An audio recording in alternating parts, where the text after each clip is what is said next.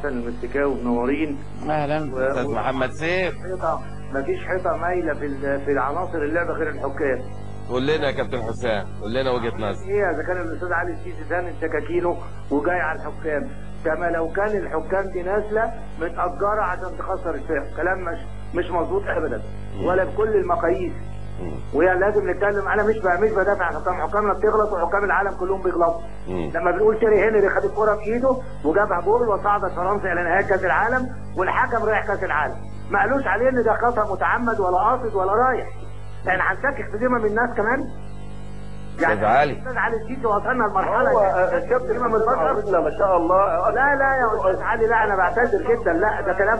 انا ما كنتش هتكلم ولا هرد. النهارده كان في 8 ماتشات مولعين نار امبارح والنهارده. ماتش واحد بس اللي فيه غلطه او غلطتين، ايه المشكله اللي فيها؟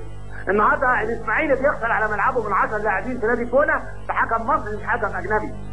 ايه اللي حصل؟ الزمالك امبارح كسبان الانتاج الحربي، الاتحاد كسبان المحله، حرس الحدود النهارده كسبان بتروجيت في عقر داره 4-1 بالحكام المصريين. ايه يعني وانا حكيت لك ملايكه؟ هو في حكام ما بتغلطش؟ وبعدين هو انت بتعمل تقول لك يرحل وانا متمسك قوي بالشغلانه اللي باخده يا استاذ علي ياخدوه.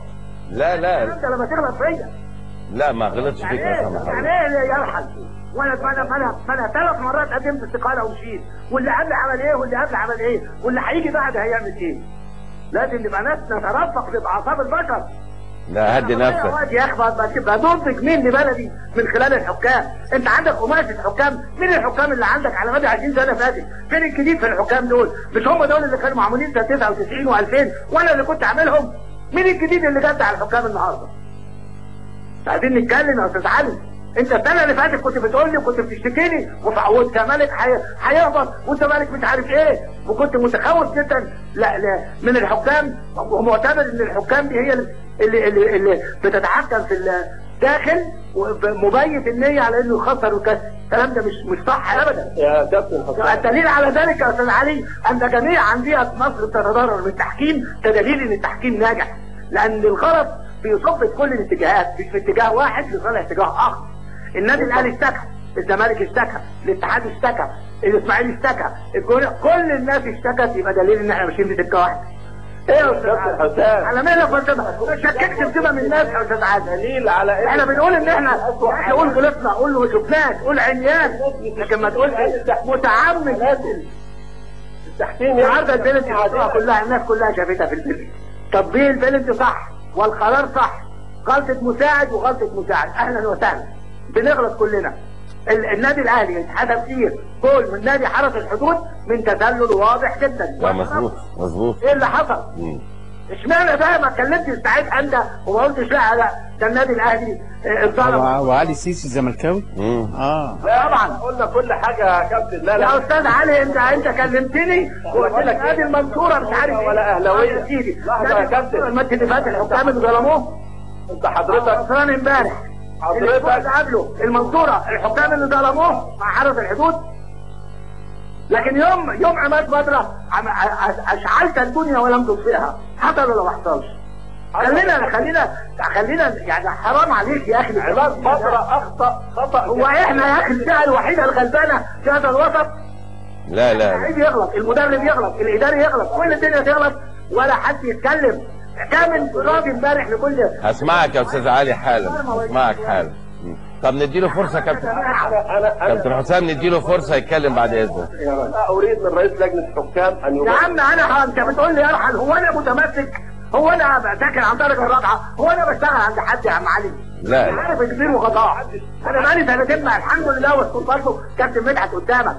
نعم انا بضيع وقتي ومجهودي وصحتي عشان يعني الحقيقه الكابتن حسام رفض يتقاضى حتى مليون واحد من اتحاد الكوره. طب نسمع الاستاذ علي يا استاذ حسام. ايه يا جدعان؟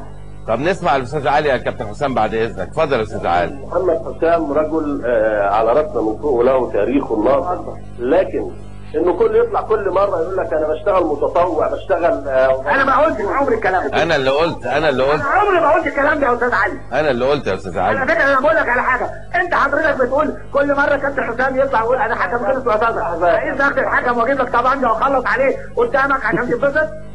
لا لا لا سمح الله. يا كابتن حسام الله يهديك كده، هدي اعصابك. الله يهديني ما بقول لك شويه وانت متوتر، لان انا مش متوتر يا استاذ عادل، وانا استحمل ضغط. استحمل ضغط. امبارح كان عندنا 32 مباراه يا استاذ عادل في وقت واحد بيلعبوهم 128 حكم. لما ما تبص للدوري الممتاز، لكن بص بقى ايه للمقاصة، وبص لسموحة، وبص للشرقية، وبص للسويس، وبص لدجلة، وبص للكلام ده كله كتير علينا.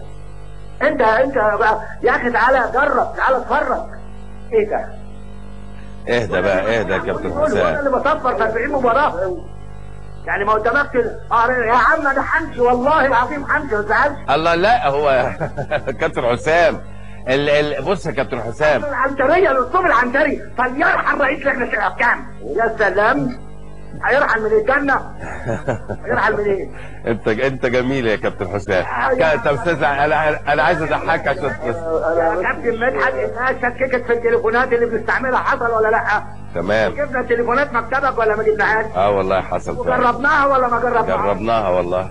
يعني انا ادفع مصر 600,000 جنيه وانا اقدر اعمل حاجه ب 15,000 ولا 12,000 واوصل لهذا البلد اللي الناس بتشرب ميه المجاري فيه، ولا اصرف؟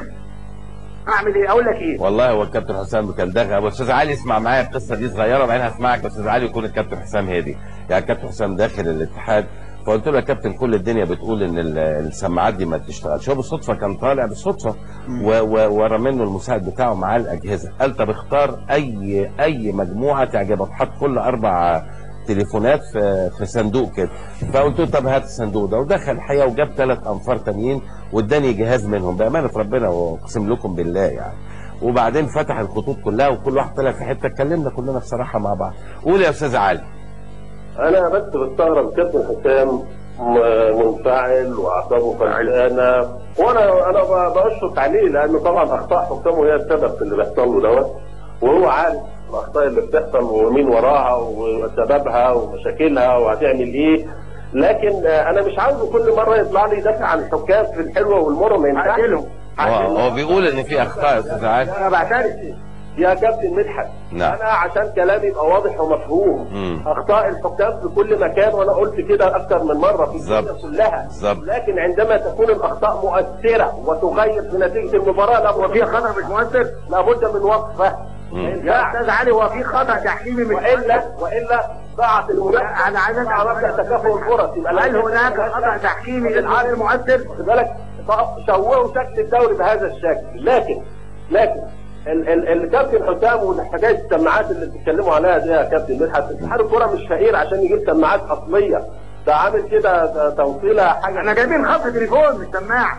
ما انا عارف انه خط تليفون تتحايلوا على اي حاجه ما حالك. الخليج بيستعمل. لكن اتحاد الكوره مش فقير عشان يجيب سماعات حقيقيه. لا مش فقير. ما فيش شغل احتراف يا اخي.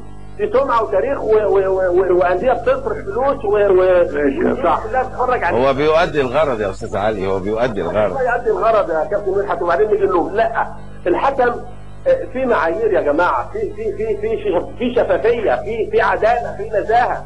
الله اكبر. انت ايه اللي جابت كده شكل؟ احنا ما فيش ولا شفافيه ولا عداله عندنا. انا وجهه نظري ان احنا نغير. يعني بتتكلم في مصر في عداله؟ ما هو العداله موجوده. العداله عندكم كان حكم ما ينفعش يبقى حكم.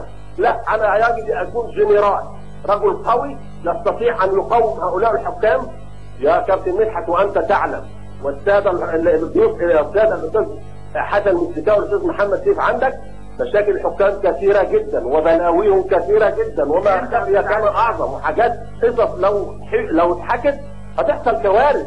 يا استاذ علي بقول لك هذه المشاكل النهارده ولا من سنين فاتت؟ حكامك محتاجين انضباط. حكامك في حواديت وحكايات يا كابتن حسام، وانا قلت لك في التليفون فلان ما ينفعش.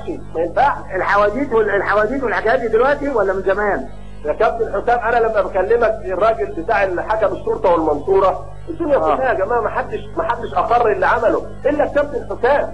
الكابتن حسام قال لك كان يجب لعيبه. انا انت بتكلمني في القانون يا استاذ علي؟ يا عم انا بتكلم في حاجه ثانيه. اعتبرهم اخصمهم من الاول. انا عايز اسال الاستاذ حسن المسكاوي، الناس بتلعب على الرايه ولا على الصفاره؟ لا في مصر بنلعب على الرايه، بره في العالم كله بنلعب على الصفاره. جاوب وانا موافق. اذا قال نلعب على الرايه يبقى الحكم غلطان. طب عايز اقول لك حاجه، الصفاره يبقى حكم صح. طب اقول لك حاجه، احنا بقى نحاسب الزمالك قلنا له الزمالك يقول لا كان لازم ياخد راي المساعد. انا بقولها لك اهو. انا لما كنت حكم وعملنا مفروض ومودرن اللي قدامك دول عرضوا ماتش الاهلي والزمالك اللي انا كنت حكم فيه وخدت برايي عشان ما عجبتي. ما ينفعش. اما اخد برايي. على كل الاحوال يعني احنا طبعا اولا كابتن حسام احنا اسفين ان احنا يعني قلقناك بالليل واستاذ علي. انا بنام يا بيه وانا انا عارف اكيد. المناطق اللي بتطلع سريعه يعني على مهلك علينا شويه الله يبارك. يعني